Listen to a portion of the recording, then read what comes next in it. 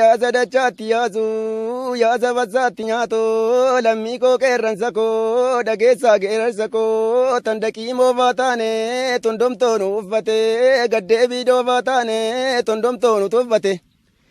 Yaa ijoollee Oromoo gooti waancaa keessa guddicha gootoo manaa godhanii qalloo keessa boonticha dootoo namaa godhanii duutuu namaa godhanii.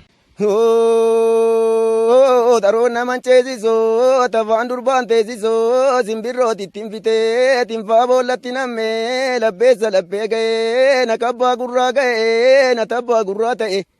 Obbaafadde caancoo koo see balbalaan obbaafadde yaaddoo koo see galgalaan gaanfureen luuchee barii natti soosee rinnoo nattuu dallaan hinnoo.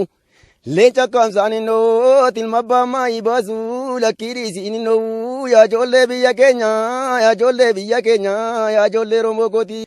Nakkamachii maanguddoo dubartiin farsaa kalloo burcuqqoo dhikaanaa.